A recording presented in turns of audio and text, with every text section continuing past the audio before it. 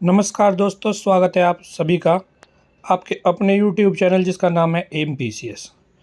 दोस्तों, वर्तमान में एक न्यूज़ चर्चा में चल रही है कि जो भारत के विदेश मंत्री हैं श्री एस जयशंकर, उन्होंने श्रीलंका में जाकर श्रीलंका के राष्ट्रपति के साथ समुद्री सुरक्षा सहयोग केंद्र का उद्घाटन किया है। तो इस खबर के क्या मायने हैं, इस संबंध के आलोक में क्या है भारत और श्रीलंका के संबंध, जो कि जीएस पेपर 2 के लिहाज से बहुत ज़्यादा इम्पोर्टेंट रहने वाले हैं। इसमें न केवल हम इस न्यूज़ के आलोक में अपितु भारत श्रीलंका को समग्र तौर पर डिस्कस करेंगे, ताकि एग्ज़ाम के पॉइंट ऑफ व्यू से भारत श्रीलंका संबंधों को लेकर कोई भी प्रश्न आता है तो हम उसको देख सकें। क्या है भारत श्रीलंका संबंधों के सहयोग के बिंदु, क्या हैं विवाद के बिंदु, कहाँ देखी जा रही हैं चुनौतियाँ, और करंट अफेयर जो कि वर्तमान की खबर है उसके साथ उसके आलोक में हम ये न्यूज़ डिस्कस करते हैं। आगे बढ़ने से पहले आप लोगों से रिक्वेस्ट है कि जिन लोगों ने हमारे चैनल को सब्सक्राइब नहीं किया है वे लोग जल्दी से जल्दी सब्सक्राइब करें, दोस्तों के साथ शेयर करें और बेल आइकन दबाएं, ताकि जैसे ही चैनल पर कोई नई वीडियो अपलोड हो तुरंत आप लोगों तक इसके विषय में नोटिफिकेशन पहुंच जाए। तो दोस्तों, बिना किसी देरी के शुरू करते हैं अपना डिस्कशन। देखिए, हाल ही में क्या हुआ कि पड़ोस में चीन की गतिविधियों को निगरानी करना आसान होगा, ये खबर आई क्योंकि श्रीलंका में भारत ने श्रीलंका के सहयोग से श्रीलंका में ही समुद्री सुरक्षा बचाव सहयोग केंद्र का उद्घाटन किया। चलिए देखते हैं, एग्ज़ाम पॉइंट ऑफ व्यू के हिसाब से हमने जो महत्वपूर्ण बिंदु हैं उनको अलग से निकाल लिया है। तो श्रीलंका भारत संबंधों की अगर बात करें तो भारत और श्रीलंका के संबंध सांस्कृतिक, धार्मिक, भाषाई और बौद्धिक संबंधों की विरासत है। जैसा कि अभी हमने ऊपर देखा कि विदेश मंत्री श्री एस जयशंकर और श्रीलंका के राष्ट्रपति रानिल विक्रमसिंघे ने भारत के सहयोग से श्रीलंका में समुद्री सुरक्षा केंद्र की शुरुआत की, जिसका मुख्यालय होगा कोलंबो में। कोलंबो में जो श्रीलंका का नौसेना मुख्यालय है, वहीं समुद्री सुरक्षा सहयोग केंद्र का भी मुख्यालय होगा। तो यहाँ पर पहला जो तथ्य है वह तो प्रीलिम्स के पॉइंट ऑफ व्यू से ही इम्पोर्टेंट है कि भारत ने किस देश के साथ समुद्री सुरक्षा सहयोग के केंद्र की शुरुआत की है, तो श्रीलंका। अब यह जो समुद्री सुरक्षा सहयोग केंद्र है, यह अन्य कई केंद्रों का एक नेटवर्क होगा, बहुत सारे केंद्र होंगे इसमें, और इन केंद्रों में से एक केंद्र हम्बनटोटा में भी होगा। आपको ज्ञात है कि हम्बनटोटा बंदरगाह चीन के द्वारा विकसित किया जा रहा है, जहां चीन के सैन्य जासूसी जहाज लगातार दौरा कर रहे हैं। तो चीन की जो आक्रामक गति है हिंद महासागर में, उस पर निगरानी रखने के लिए भी इस केंद्र की अपना महत्वपूर्ण भूमिका है। इस केंद्र को संचालित करने के लिए भारत श्रीलंका को पेट्रोलिंग जहाज, छोटे एयरक्राफ्ट और दूसरी अन्य मशीनरी भी उपलब्ध कराएगा। साथ ही श्रीलंका के नौसैनिकों को प्रशिक्षण भी देगा कि कैसे इस केंद्र का सुचारू रूप से संचालन किया जाए। तो यह अपने आप में एक महत्वपूर्ण न्यूज़ है, करंट अफेयर है, कि आप इस तथ्य का उल्लेख करें कि भारत ने श्रीलंका के साथ समुद्री सुरक्षा सहयोग केंद्र की स्थापना की है। अब देखिए, भारत के राष्ट्रपति पहले ये स्वीकार कर चुके हैं कि श्रीलंका को आर्थिक संकट से निकालने में भारत की भूमिका सर्वाधिक महत्वपूर्ण है। साथ ही विदेश मंत्री, भारत के जो विदेश मंत्री हैं श्री एस जयशंकर, उन्होंने इस बात को भी रेखांकित किया कि दोनों देशों ने बिजली, ऊर्जा, कनेक्टिविटी, बंदरगाह, स्वास्थ्य, शिक्षा जैसे सेक्टरों में सहयोग बढ़ाने को लेकर बातचीत की है। और इसके साथ ही भारत के द्वारा निर्मित 154 घरों को स्थानीय नागरिकों को आवंटित किया गया श्रीलंका में।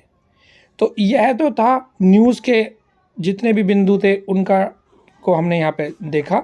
लेकिन अब बात करते हैं भारत श्रीलंका के संबंधों की व्यापक तौर पर। तो अगर हम पहले ये देखें कि भारत और श्रीलंका के मध्य विवाद के क्या क्या बिंदु हैं, तो पहला जो बिंदु है वो है तमिल विवाद।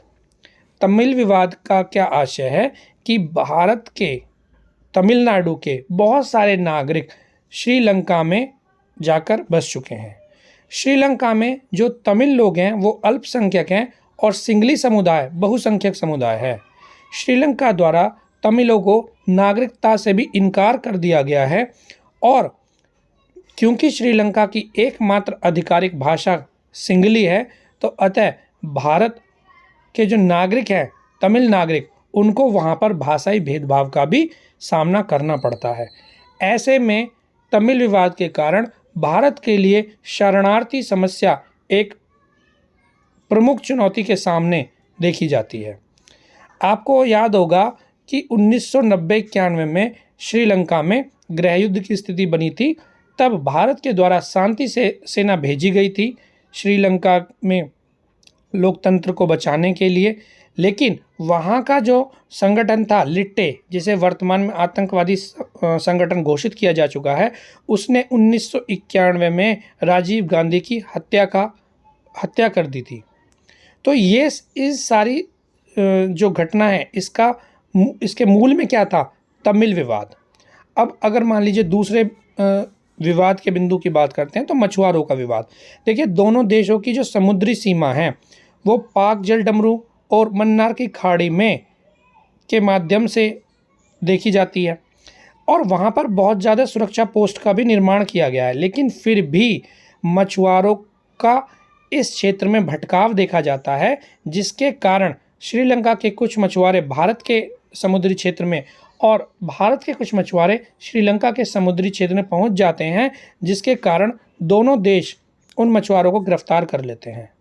हालांकि 1974 में समुद्री सीमा का विभाजन किया जा चुका है, परंतु फिर भी समुद्र क्षेत्र में सीमा को ध्यान रख पाना अत्यंत मुश्किल होता है मछुआरों के लिए। तो इसके कारण मछुआरों का एक विवाद प्रमुख तौर पर भारत और श्रीलंका के मध्य देखा जाता है। कच्चा तीवू विवाद, यह जो प्रकरण है कच्चा तीवू से संबंधित, इसको लेकर विभिन्न राजनीतिक दलों के बीच में भी एक दूसरे पर आरोप प्रत्यारोप की राजनीति देखी गई थी विगत कुछ समय में। तो अगर हम इस बिंदु की भी बात करें तो देखिए, कच्चा तीवू जो द्वीप है वो पाक जलडमरू के मध्य में एक निर्जन द्वीप है। यह मछुआरों के लिए बहुत महत्वपूर्ण है क्योंकि यहाँ सघन मत्स्य केंद्र पाए जाते हैं। 1974 में तत्कालीन भारतीय सरकार में प्रधानमंत्री श्रीमती इंदिरा गांधी द्वारा यह जो द्वीप है ये श्रीलंका को सौंप दिया गया था। तमिलनाडु सरकार ने उस समय उच्चतम न्यायालय में याचिका दायर की थी जो कि वर्तमान तक लंबित है। आज तक भी कच्चा तीवू को लेकर तमिलनाडु की जो राज्य सरकार है तथा भारत सरकार में भी जो केंद्रीय दल हैं उनके बीच आरोप प्रत्यारोप की राजनीति देखी जाती है।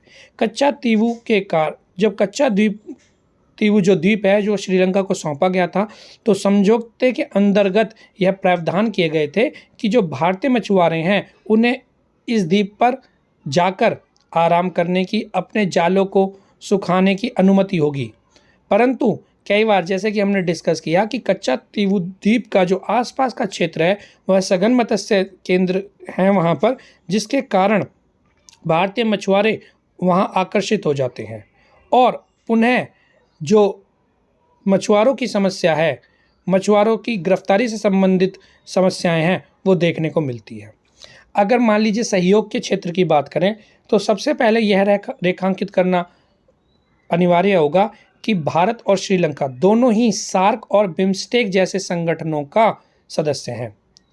एक तरफ जहां चीन अपनी आक्रामक नीति के तहत श्रीलंका के अंतर्गत हम्बनटोटा बंदरगाह का निर्माण कर रहा है, जिसने उसको 99 वर्ष के लिए लीज पर ले लिया है, वहीं भारत द्वारा भी त्रिंकोमाली बंदरगाह का निर्माण चीन की आक्रामक नीति को प्रतिसंतुलित करने के लिए किया जा रहा है।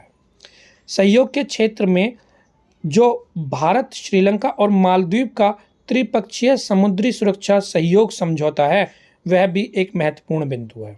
रक्षा सहयोग की अगर बात करें तो भारत और श्रीलंका मित्र शक्ति के नाम से नियमित तौर पर संयुक्त सैन्य अभ्यास का आयोजन करते हैं। नौसेना अभ्यास भी दोनों देशों के मध्य स्लिनेक्स नाम से किया जाता है। अब देखिए, भारतीय समुदाय श्रीलंका में एक बड़ी आबादी है भारतीय समुदाय की, और वह समुदाय श्रीलंका की अर्थव्यवस्था में महत्वपूर्ण योगदान देता है। भारत के बहुत सारे लोग पर्यटन के लिए श्रीलंका का दौरा करते हैं।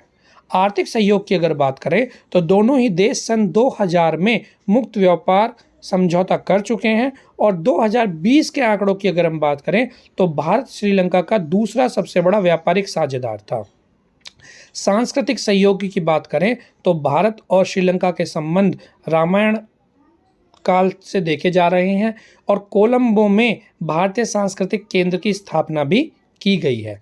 विकासात्मक सहयोग की हम अगर बात करें तो भारत के द्वारा जाफना जैसे प्रांत में लोगों के पुनर्स्थापना के लिए आवासों का निर्माण किया जाता है। जैसे कि अभी हमने ऊपर भी देखा कि समय समय पर भारत इस तरह के आवासों का निर्माण करता है और उन्हें स्थानीय जो नागरिक हैं उनको दे देता है।